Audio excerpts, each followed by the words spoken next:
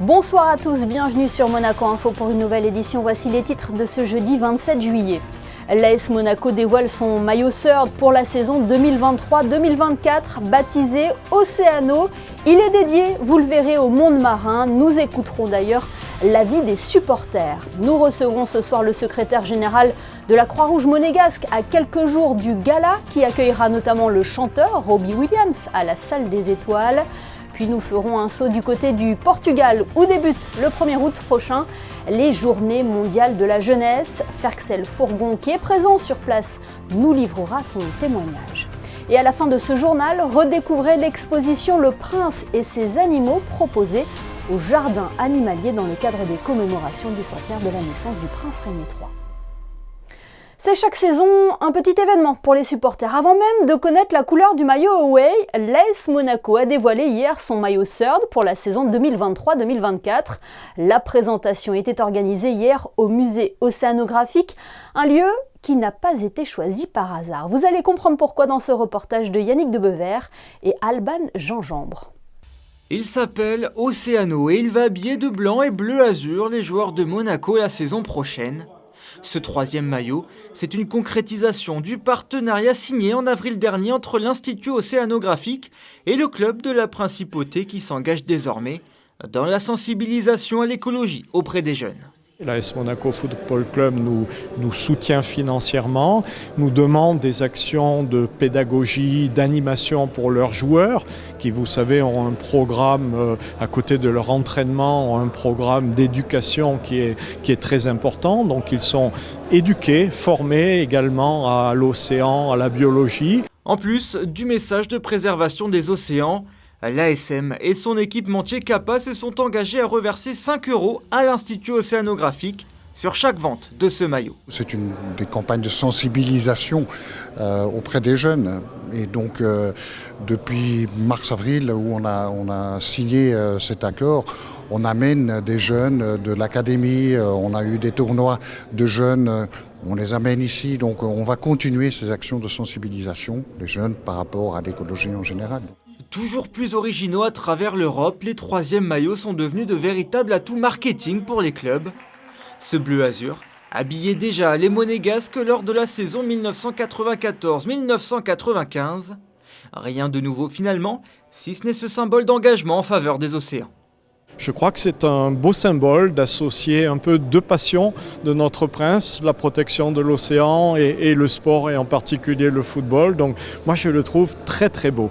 Ça symbolise tout ce qu'on voulait symboliser, c'est-à-dire notre partenariat avec le musée, l'océan, mais la diagonale est là. Donc, et c'est différent parce que c'est aussi le but de ce maillot d'être différent par rapport aux autres. Donc oui, très bien. Cette troisième tunique monégasque est déjà disponible à la vente dans les boutiques officielles ainsi qu'à la boutique du musée océanographique. Un bleu qui peut surprendre mais qui fait sens dans l'engagement du club de la Principauté en faveur de l'environnement. Leur avis compte beaucoup. Que pensent les supporters monégasques de ce maillot third? Yannick Debever et Thomas Deus sont allés à la rencontre à la boutique du club. Je le trouve vraiment magnifique. J'ai vu sur une appli OneFootball qui était sortie et du coup je le trouve vraiment sympa, les couleurs bleues qui rappellent l'océan. Et le blanc qui se marie très bien avec. Everybody's going through new colors and kits nowadays, so I'm enjoying it. So I love the red, the classic, but everybody should have a new one today. So I'm looking for myself. Très original, ça change un petit peu. Le petit côté ici sur le devant du maillot, je trouve ça vraiment sympa. Et c'est avec le musée océanographique, c'est une belle initiative. Faut oser le faire. C'est un bleu qui est quand même très beau, qui rappelle aussi un petit peu la Méditerranée. Donc on n'est pas loin de Monaco, c'est une bonne idée. It's probably the nicest kit so far, I think, of Monaco. But it's amazing, fits the landscape, it's beautiful. Franc succès donc pour ce maillot third qui sera d'ailleurs porté par le groupe professionnel ce week-end à l'occasion des matchs amicaux contre Bologne vendredi et Gênes samedi. Il est l'un des événements les plus prestigieux de la Principauté, J-2 avant le gala de la Croix-Rouge monégasque qui fera son grand retour à la Salle des Étoiles. Pour parler de cette 74e édition qui accueillera notamment le chanteur Robbie Williams, nous sommes avec le secrétaire général de la Croix-Rouge monégasque. Bonsoir Frédéric Platini. Et bonsoir. Le gala de la Croix-Rouge est en plein dans ses derniers préparatifs. Tout d'abord, que représente cet événement pour la société monégasque ? Eh bien, il y a deux aspects sur le gala. Un, je dirais, c'est la notoriété de la Croix-Rouge monégasque. On a certainement le plus beau, je suis un peu chauvin, mais le plus beau gala des Croix-Rouges au niveau global. Et toutes les Croix-Rouges viennent prendre exemple sur ce qu'on fait. Et le deuxième intérêt pour la Croix-Rouge monégasque, c'est très clairement financier, puisque c'est à peu près 30 à 50% des dons annuels qui sont collectés pendant cette soirée. C'est aussi l'occasion de remercier les donateurs réguliers qui permettent notamment à la Croix-Rouge de poursuivre ses actions.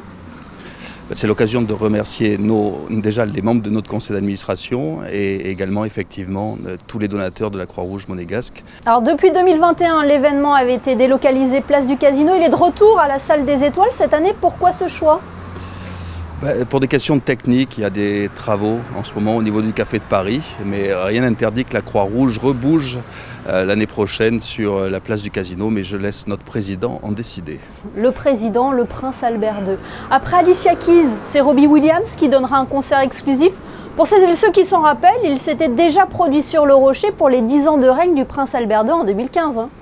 Oui, c'est exact, mais c'est la première fois qu'il vient pour la Croix-Rouge monégasque. Je veux juste remercier la direction artistique de la SBM qui arrive quand même à faire des prouesses pour choisir les artistes.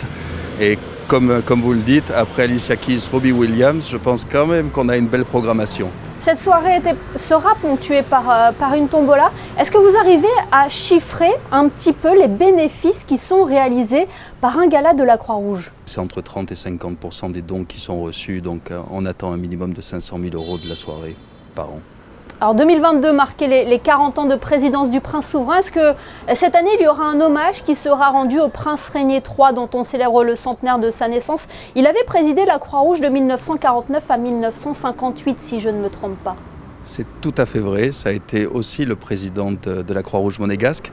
On lui rend honneur sur tous les brassards des secouristes, on rend hommage au prince Régnier, on a aussi... On a un drapeau du prince Régnier au-dessus du siège de la Croix-Rouge monégasque, donc effectivement on rend honneur à un de nos premiers présidents. Un mot, Frédéric Platini, sur les actions, les dossiers qui mobilisent le plus la Croix-Rouge monégasque en cette période estivale, quels sont-ils ? Les dossiers pour la Croix-Rouge monégasque, ils ne changent, je ne dirais pas. Heureusement, le Covid est derrière nous, donc maintenant c'est plus du social, c'est aussi le secourisme, c'est aussi la formation en principauté. Le nouveau dossier pour nous, c'est vraiment la question de la migration qui continue, et notamment les migrants mineurs isolés. On est très actifs sur ces thématiques, que ce soit en France, mais aussi en Italie. Eh bien, merci beaucoup Frédéric Platini d'avoir été avec nous. On le rappelle donc, le gala de la Croix-Rouge monégasque qui aura lieu ce samedi à la salle des Étoiles. Merci à vous. Merci beaucoup. Dans le reste de l'actualité, en images, été musical au Square Gasto. Plusieurs soirées gratuites sont proposées par la mairie de Monaco. Après la salsa, ce sont les chants corses qui étaient à l'honneur hier dans ce lieu situé dans le quartier de la Condamine. Prochain rendez-vous le 9 août avec cette fois-ci de la musique country. Plusieurs idées sorties à présent, à commencer par l'exposition événement du Grimaldi Forum. Monnaie en pleine lumière est à découvrir jusqu'au dimanche 3 septembre. L'exposition rassemble une centaine de tableaux et explore les séjours de l'artiste sur la Riviera, à un moment charnière de son existence. Déjà plus de 30 000 visiteurs ont découvert cette exposition qui présente des pièces rarement dévoilées au public. Autre lieu, autre exposition à la Villa Paloma où l'œuvre de Georges Condo est à l'honneur. Humanoïde présente les singuliers personnages du peintre américain. Une expérience aussi intrigante que fascinante. La Villa Sauber, elle met en lumière le travail de Mauro Restife avec Santo Sospire. Ces clichés accompagnent les œuvres de Jean Cocteau. Ces deux expositions sont à découvrir jusqu'à l'automne prochain. Puis sur le Rocher, l'exposition Le Prince chez lui se poursuit au Palais Princier jusqu'au 20 août. Ici, la vie et le règne du prince Régnier III est présenté sous des angles différents, aussi bien celui du souverain que celui de l'homme. Une exposition proposée par les archives du Palais Princier et l'Institut audiovisuel de Monaco. Prenons la direction du Portugal à présent, où les journées mondiales de la jeunesse débutent mardi prochain. Plus d'1 million de jeunes fidèles sont attendus à Lisbonne pour la 37e édition, à laquelle sera également présent le pape François. Rejoignons sur place Ferxel Fourgon qui accompagne notamment les jeunes monégasques dans cet événement. Bonsoir Ferxel. Bonsoir Émilie. Vous êtes actuellement au Portugal, racontez-nous l'ambiance qui y règne. Il règne une très bonne ambiance. Alors déjà, on est dans la première partie des JMJ, c'est-à-dire c'est la semaine d'accueil en diocèse.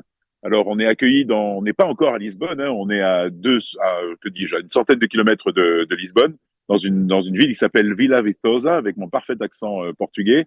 Et cette ville nous accueille pendant la première semaine. Donc on se retrouve déjà avec 1500 jeunes dans cette ville. Il y a beaucoup de Mexicains, en l'occurrence, déjà autour de nous, et on vit les moments de prière et les moments de visite avec eux, le groupe de Monaco, le groupe du Mexique. Donc c'est une première approche de ces JMJ, et on commence toujours les JMJ par une semaine en diocèse, et ensuite il y aura la semaine à Lisbonne.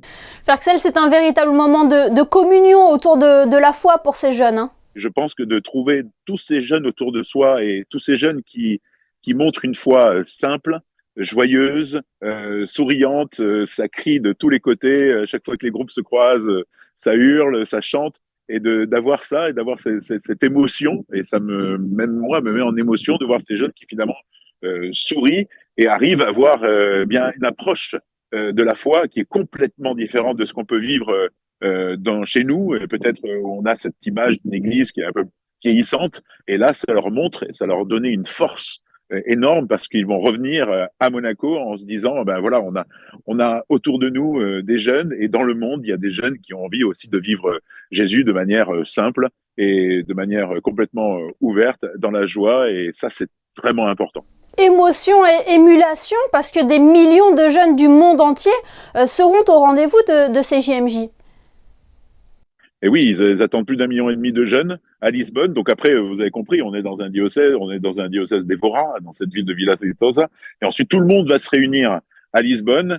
Et là, eh bien, si c'est déjà la fête ici avec 1500, il va falloir imaginer la même chose en multipliant jusqu'à 1,5 million, avec plein, et même plus qu'1,5 million. Les chiffres ne cessent de grandir, puisqu'il y a aussi des inscriptions de dernière minute. Il y a plein de gens qui viennent du monde entier. On était à l'aéroport de Lisbonne hier, parce qu'on est quand même arrivé à l'aéroport de Lisbonne. Il y avait des comptoirs d'accueil de tous les côtés. On a croisé déjà des Américains, des Canadiens, des gros groupes qui arrivent. L'aéroport est déjà, on voit qu'il y a toutes les lignes de bus habituellement à l'extérieur sont déjà toutes réservées JMJ. Il y avait des bus de partout, des groupes qui arrivaient et qui partaient un peu partout à Lisbonne, de Lisbonne vers les diocèses d'accueil. Et voilà, on sent que l'ambiance monte. C'est vraiment un rassemblement exceptionnel, unique au monde. Et c'est un moment qu'ils pourront vivre auprès de l'archevêque de Monaco, Monseigneur David, qui est également présent au Portugal, hein. Il a été courageux, il a choisi de partir avec le groupe, parce qu'il aurait pu partir et rester avec les évêques. Là, il est avec le groupe de Monaco, de A à Z. Il fait tout le voyage avec nous, et il n'est pas seul, il est accompagné de quelques prêtres aussi de Monaco, et qui sont responsables d'aumônerie de jeunes aussi, et qui sont là avec leurs jeunes. Et c'est très, très sympa de sa part d'être là aussi avec les jeunes, et qui peuvent venir. Alors c'est très marrant, parce qu'on voit les jeunes qui, bien du coup, osent venir lui poser plein de questions, l'interrogent, et on sent je pense qu'il est aussi très heureux de pouvoir être avec eux et de pouvoir vivre ce moment avec eux. C'est pas ses premières, hein, il en a déjà fait avant d'être à Monaco. Mais là, c'est vrai, c'est la première fois qu'il les vit en tant qu'évêque, et je pense que voilà. Ferxel, vous aussi, ce ne sont pas vos premiers JMJ. Quel souvenir en gardez-vous? Est-ce qu'il y a une édition qui vous a marqué plus que d'autres? Alors, c'est pas mes premières JMJ, effectivement, puisque je crois qu'on en est à la 8e ou 9e, je pense, 9e JMJ pour moi. J'ai commencé en 1997 à Paris. Alors oui, je vais commencer parce que les premières étaient très particulières pour moi. Alors, vous savez peut-être pas, mais j'ai eu une maladie assez grave dans ma vie. J'ai vécu un cancer et une chimiothérapie. Et au JMJ de Paris, je devais y participer dans un forum jeunesse, en fait, représenter Monaco au milieu des jeunes, un représentant de jeunes par pays. Et je me suis retrouvé donc à Paris, ne pas pouvoir participer à tout le forum parce que j'étais en traitement. Et j'ai pu trouver quand même une fenêtre où j'ai pu aller à Paris. Et j'étais accueilli dans la messe que le pape Jean-Paul II tenait pour justement les jeunes du forum jeunesse. Et on m'a particulièrement mis en avant, on m'a amené et j'ai pu passer presque 3-4 minutes avec lui où il m'a pris dans ses épaules, il m'a posé sur ses épaules, m'a parlé de, pardon, m'a parlé de ma maladie et voilà. Pour moi, c'était un moment très fort et très important. Et je les ai vécus aux Journées mondiales de la jeunesse. C'était mes premières. Et voilà, ça m'a aussi donné envie d'y retourner. Et votre émotion en dit long sur le souvenir que vous en gardez. Merci infiniment, Ferxel Fourgon, d'avoir été avec nous ce soir sur Monaco Info depuis le Portugal. Merci. Merci, et on se retrouve pour des reportages, je l'espère, et n'hésitez pas à suivre nos réseaux sociaux et les réseaux sociaux de Monaco Info. On vous tient informé de tout ce qui se passe pendant ce voyage. Tout à l'heure, nous faisions référence aux commémorations du centenaire de la naissance du prince Régnier III. Vous le savez, de nombreux temps forts rythment cette année dédiée à celui qui régna plus de 55 ans en principauté. Coup de projecteur ce soir sur l'exposition proposée au jardin animalier Régnier III. Elle s'intitule Le prince et ses animaux. Visite guidée avec Justin Adel. Depuis le 31 mai dernier, des images d'archives sont exposées dans le parc que le prince Régnier III aimait tant. Une exposition photographique qui est fière de présenter le directeur du jardin animalier, Laurent Péronnel. Il nous semblait important, et c'était un souhait de la princesse Stéphanie aussi, de mettre en avant la passion du prince Régnier pour les animaux, qu'il a toujours eu durant toute sa vie. Il va y avoir 90 photos et une dizaine d'agrandissements qu'on peut voir derrière, qui retracent toute l'évolution du parc sur les 70 dernières années. C'est des photos inédites pour la plupart, donc c'est des photos que personne n'a jamais vues. Donc en fait, ça montre l'histoire du parc, ça montre les espèces qu'il y avait à l'époque, et ça montre surtout la passion et le feeling qu'avait le prince Régnier avec les animaux. C'était toute sa vie les animaux, il avait une réelle passion et ça se sentait et ça se voit à travers toutes les photos. Dès l'entrée du jardin, des images retracent la création du centre d'acclimatation zoologique de Monaco. Une initiative prise initialement afin de recueillir, lors d'une croisée en Afrique de l'Ouest, des animaux orphelins ou blessés. Au fil de la balade, entre les enclos, d'autres photos permettent de visualiser la passion du prince Régnier III. On peut le voir promenant un fauve en laisse ou encore avec un chimpanzé. Bref, cela apporte une touche supplémentaire à cette balade, de quoi ravir les visiteurs. Je pense que cette exposition a une juste valeur quant à l'exposition des photographies qui justement nous rappelle le pourquoi de la naissance du parc, à l'origine le prince, tout ce qui a pu être fait sur le nombre des années, les modifications, les plus, les moins. C'est une bonne idée, mais elles peuvent rester à d'Éternam, je trouve, les photos. Elles pourraient rester, en fait. Ça fait partie du lieu, je trouve, oui. Si vous êtes intéressé, n'ayez crainte, vous avez jusqu'au 31 décembre 2023 pour vivre cette expérience. Et retrouvez l'ensemble des événements proposés à l'occasion de l'année de commémoration du centenaire de la naissance du prince Régnier III sur le site centenaire-régnier3.mc. Rafraîchissante, mais à consommer avec modération, la bière est souvent sur la table de nos apéros. Les brasseurs ne cessent de nous surprendre en proposant de nouveaux produits. En principauté, une marque monégasque a fait le pari du 100% bio. Elle propose une bière locale et artisanale. Le reportage d'Anaïs Riu. C'est la grande nouveauté pour la Monte Carlo Beer. Cette année, la bière monégasque présente dans la majorité des établissements de la Principauté est certifiée 100% bio. Une étape de plus franchie par la marque artisanale qui travaillait déjà avec des ingrédients issus d'une agriculture raisonnée, mais le défi était de taille, garder quasiment la même recette et les mêmes saveurs avec de nouveaux produits. On a aidé MC Beer à se lancer dans le bio et tout le challenge a été évidemment de transformer leurs recettes qui avaient des caractéristiques spécifiques et l'adapter avec nos grains, nos houblons, notre processus de brassage. On a mis 2-3 mois, on a fait quelques tests, certains ont échoué, d'autres ont réussi. À partir de là, on a vraiment pu arrêter des recettes, parce qu'ils en ont plusieurs. Et du coup, maintenant, on produit à plein temps ces recettes-ci. Cette certification n'est pas la seule nouveauté pour la MCB. Dans une démarche de constante évolution, les fondateurs se sont également penchés sur les packagings du produit en proposant un nouveau design pour la grande distribution. On a commencé l'activité en 2019 avant le Covid. Donc avec l'arrivée du Covid et donc le changement de consommation, on s'est un peu plus penché sur la partie grande distribution. Et on voulait vraiment, donc on a commencé avec une seule gamme qui est la rouge et la blanche au début, et c'est vrai que maintenant qu'on commence à être un peu plus connu et qu'on commence à avoir un peu plus de volume, on voulait vraiment différencier la partie grande distribution, donc GMS, grande et moyenne surface, de la partie café, hôtel, restaurant. Donc c'était important pour nous de différencier les deux et d'avoir justement une gamme qui va être vendue uniquement dans les hôtels prestigieux et cette gamme qui est accessible à tous. Et tous ces changements sont possibles notamment grâce à la nouvelle brasserie située à Moinsartou, avec laquelle se sont associés les entrepreneurs. Le but pour nous, c'était de se rapprocher un petit peu plus de la principauté. Donc on a commencé dans le 83, aujourd'hui on est dans le 06. À terme, on aimerait bien s'installer dans la principauté, donc à Monaco. Le choix de Moinsartou, c'était aussi un choix stratégique. C'est vrai que la ville est certifiée EcoCert, donc elle est beaucoup dans le bio. Donc la brasserie est également bio, donc ça reste dans la lignée de notre objectif de changer nos recettes et de devenir 100% bio. Son prix, 2,50 à 12 € l'unité selon le point de vente.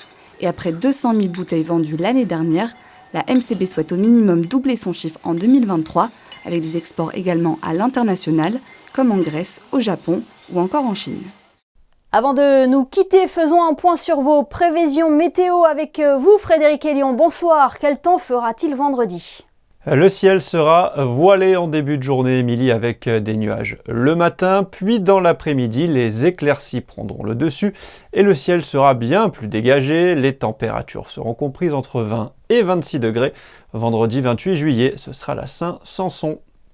Merci Frédéric et merci à vous pour votre fidélité. On se quitte en images avec les photos de Frédéric Nébinger qui vous emmène ce soir à la découverte de l'exposition Le Prince chez lui proposée au Palais Princier. Excellente soirée à tous et à demain pour une nouvelle édition sur Monaco Info.